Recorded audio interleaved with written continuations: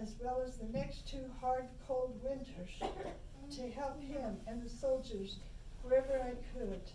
I organized a women's sewing circle, and we mended clothes and made clothes for the army, for the soldiers. And then later, I did my best to entertain and support as First Lady, but I did not enjoy that. I loved our time in Mount Vernon. And this is a note that was found that I wrote to a friend. I said, I cannot tell you how much I enjoyed homes after having been deprived of one so long. For our home in New York and Philadelphia, and let me just pause to remind you that the first capital was in New York, and then in Philadelphia, and then in Washington, D.C. So as the first president, they lived in those 2 places, because Washington, D.C. came after him, named for him, but came after. So the general and I, this is what I thought was cute. The general and I feel like children just released from school or from a hard taskmaster, and we believe nothing can tempt us to leave again. I'd fairly settled down to the pleasant duties of an old-fashioned Virginia housekeeper, steady as a clock, busy as a bee, and cheerful as a cricket. And that's what she wrote. But in closing, when we're going to say goodbye to Martha, she says, I'm grateful I will be George Washington's wife for eternity. So it's a love story. So now I'm kind of covered overall his life. And this comes later. Sorry.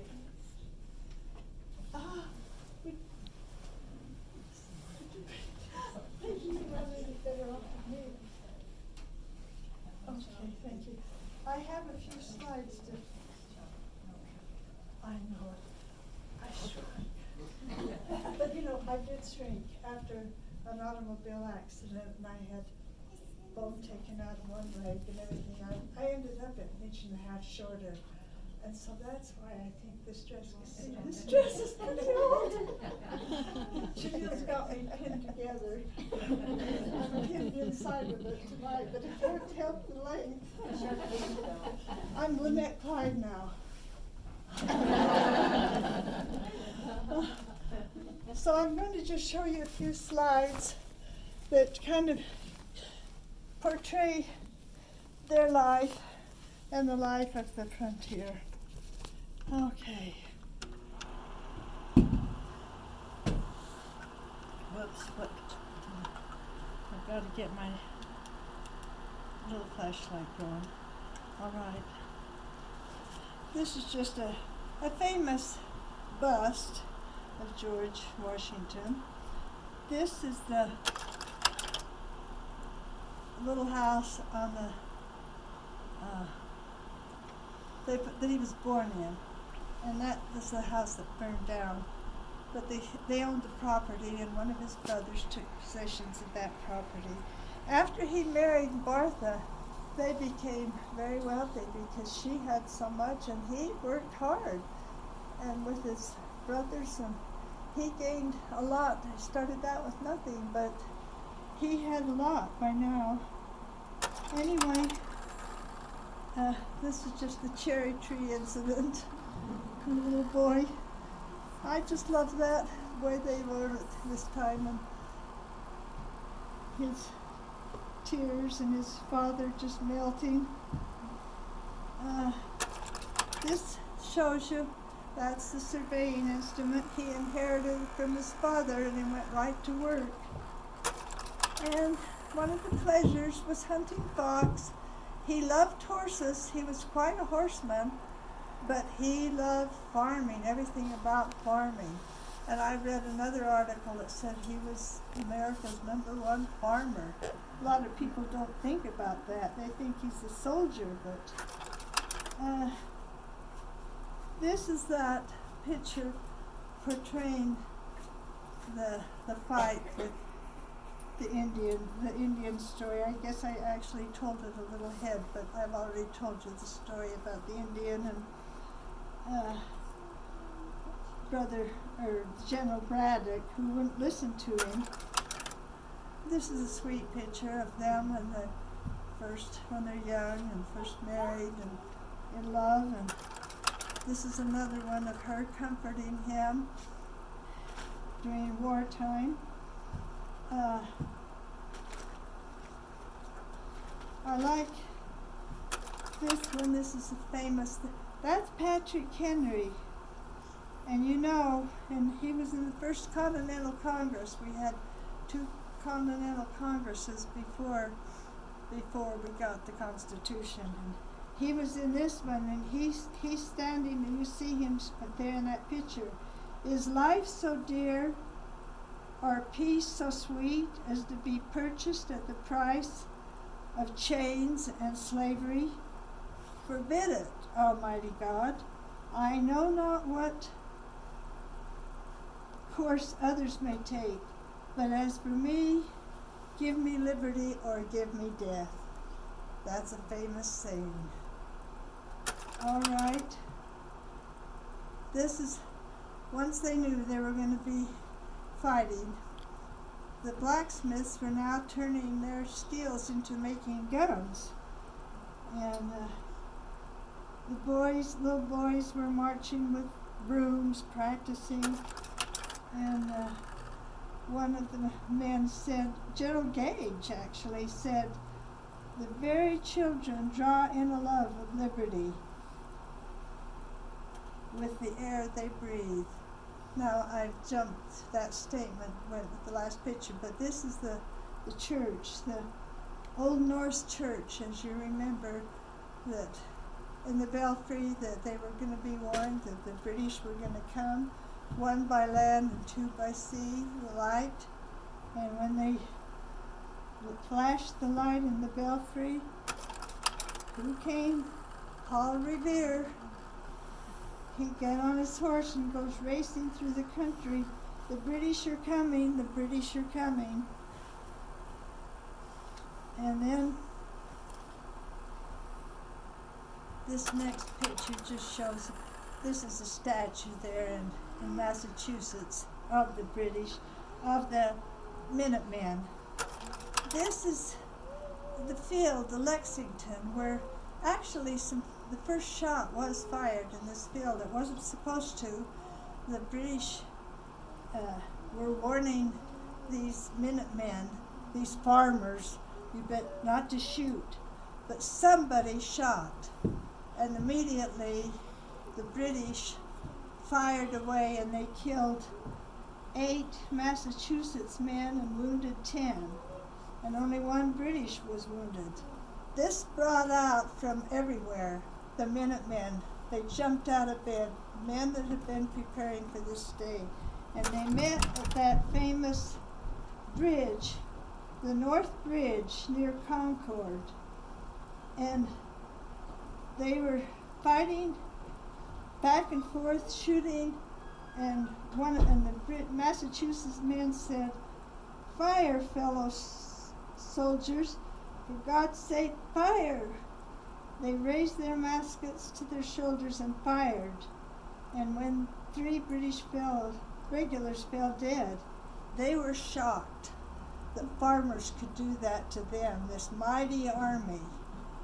And this was then the shots heard around the world.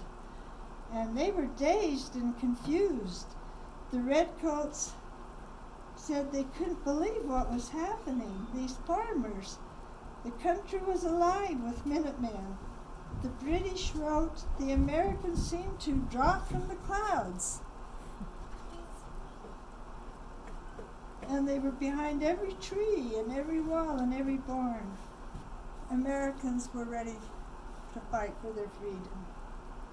So they held a Continental Congress, and they decided they had to get organized and get an army, a Continental Army.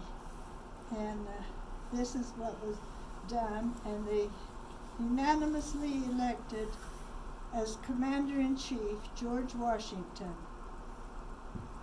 And he didn't take any money, but he had some really struggles because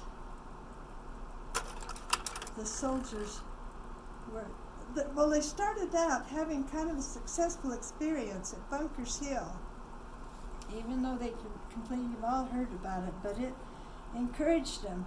And it discouraged the British. They pulled out of Massachusetts, but they took all their sources to New York, where, I don't know if you sisters are interested, if this is boring to hear about the war things, but it began in Concord and Washington, or Massachusetts, and then it moved to New York, and we had our failure there, but then we had successes after that.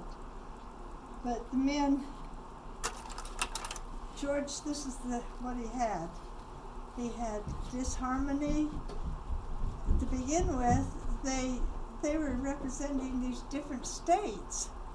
And each state was kind of like its own little country, you know, and they were arguing and fighting with them. And then they didn't have uniforms. They came in all kinds of clothing, some for frontier. They said there were even some that were wearing red coats.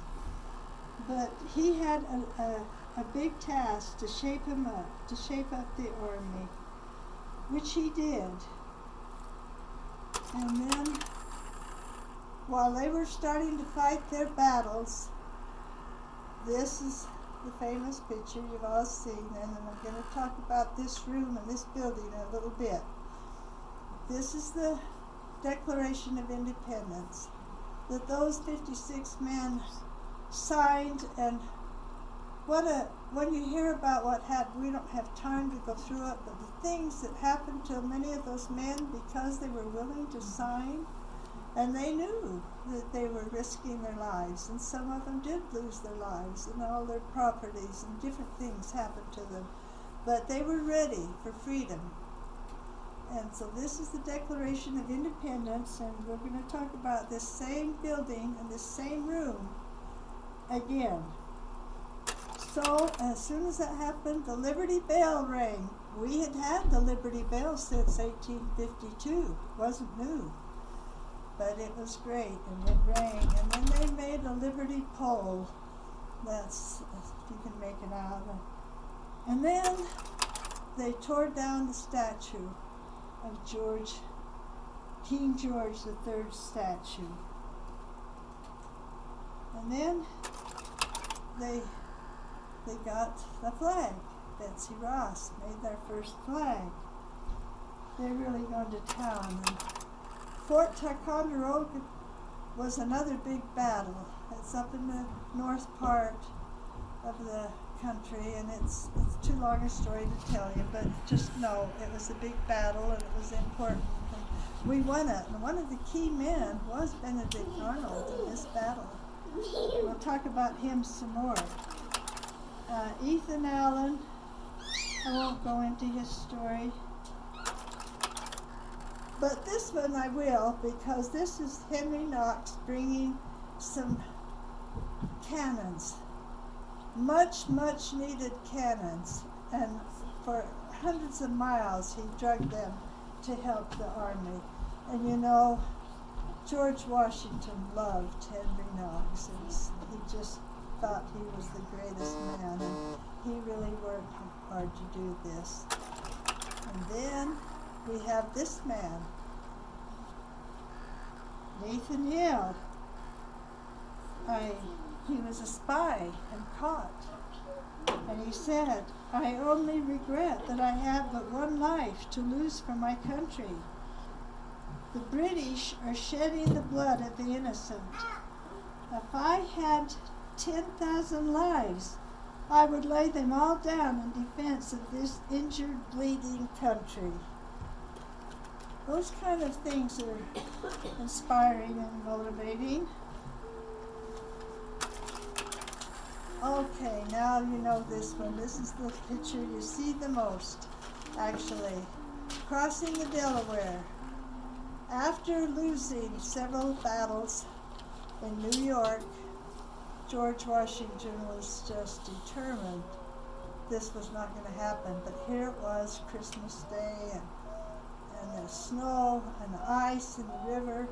It was an unbelievable task. And it said that after many losses, Washington now had to sprinkle his forces like salt from a shaker. At this time, this is another famous statement. Thomas Paine, and he was able to read this to the soldiers before they went out to this battle. Thomas Paine said, "These are the times that try men's souls. The summer soldier and the sunshine patriot will, in the crisis, shrink from the service of his country. But he that standeth now deserves the love and thanks of men and women." Because a lot of them were there for just a certain length of time, then they'd go home. And they especially went home during the winter. And so that was a famous, he's okay, don't leave, he's fine, or she. And they had a password that night as they crossed the Delaware and got ready for the attack. It was victory or death. And Colonel Fitzgerald said, "I've never seen Washington so determined. He stands on the bank of the river, wrapped in his cloak, superintending the landing of the troops. The storm is changing to sleet and cuts like a knife." But they surprised the soldiers in Trenton, and they won the battle. I'll just show a couple of battle pictures because it's winter. Trenton, New Jersey, and then they went on to Princeton, and it turned the tide of the war.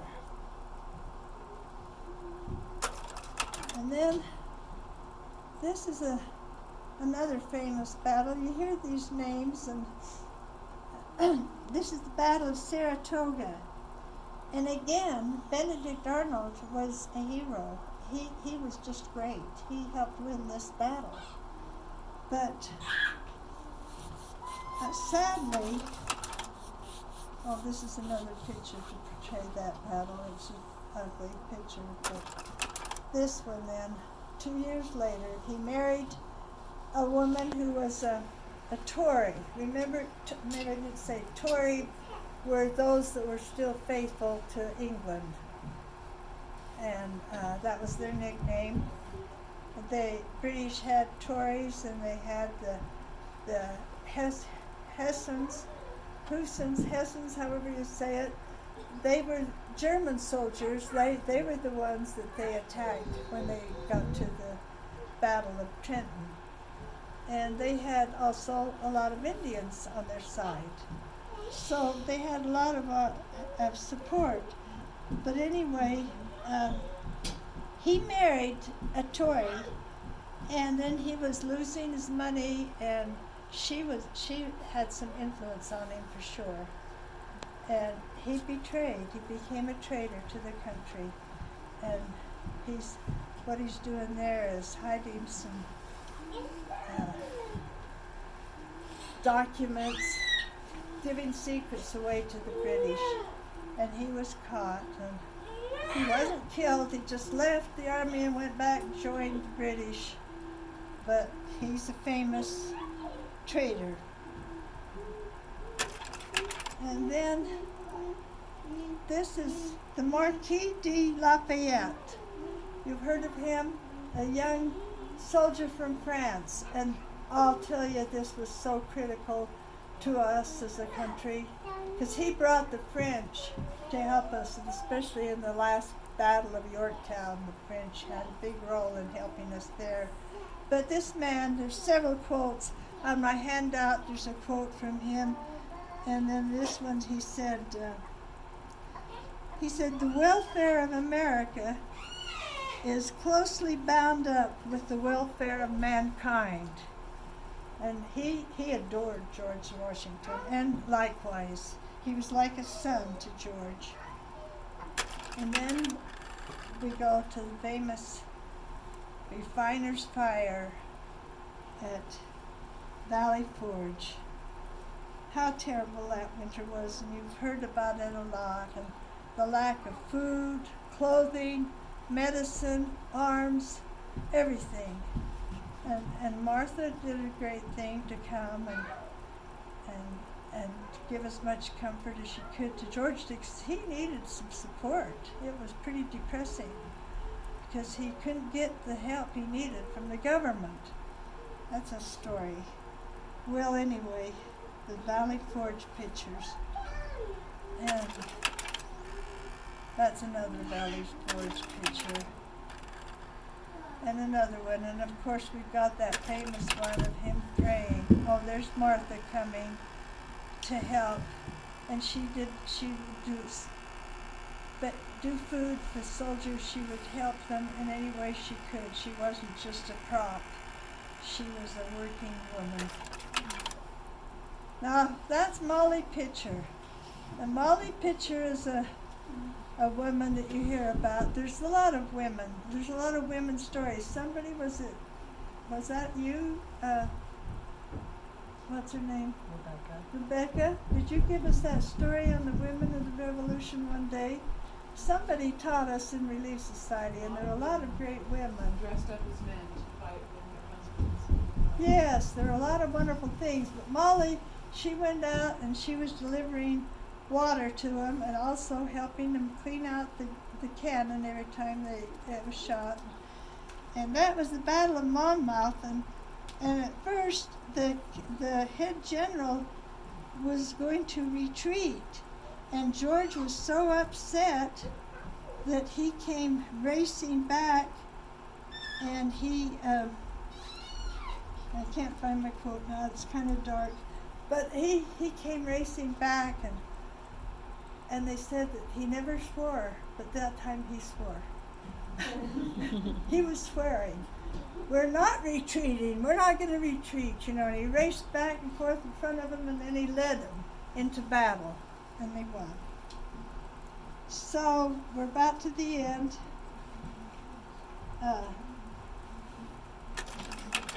And I've lost my notes. I'm mixed up. Can you see a flag being raised, a small flag in that one? Maybe No. you can't see it? Maybe it's a different picture. It's a different picture, I think. This is the Navy, the French Navy had some help in that last big battle at Yorktown. There it is. See that flag being raised up there, and they said it's the Battle of Iwo Jima when they raised the flag. It's similar.